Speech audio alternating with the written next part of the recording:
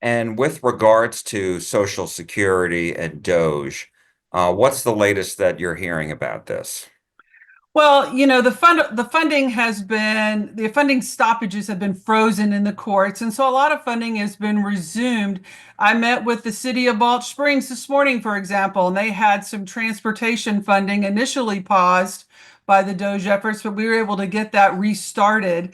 And so they're able to proceed with some very critical transportation works that were already on the ongoing process.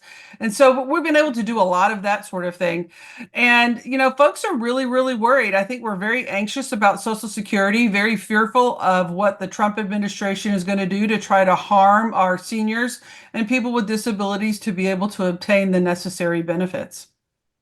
And as it relates to, you and I have had conversations before as it relates to DOGE, as far as Congress having the power of the purse and being the body that decides what's cut, what's not cut, what's funded, et cetera.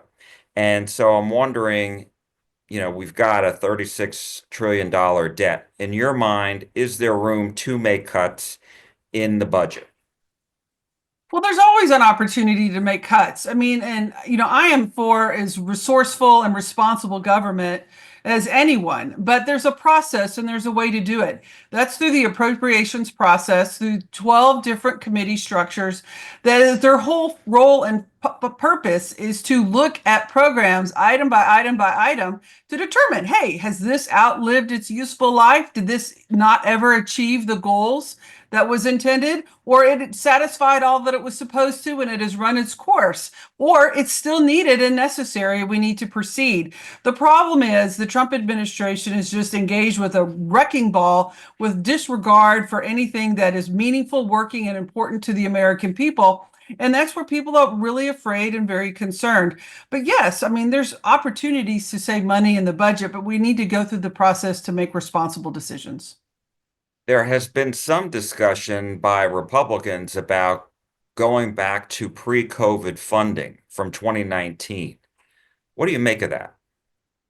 Well, again, it depends on the programs. I think they're wanting to go to pre-COVID funding in certain things, but not in all the things. Our defense budget is everything costs more now. We are 6 years from that time period, and the cost of living has gone up. The cost of housing has gone up. I even got my own tax appraisal today for my house. It's had a 30%, a 36% increase since 2020.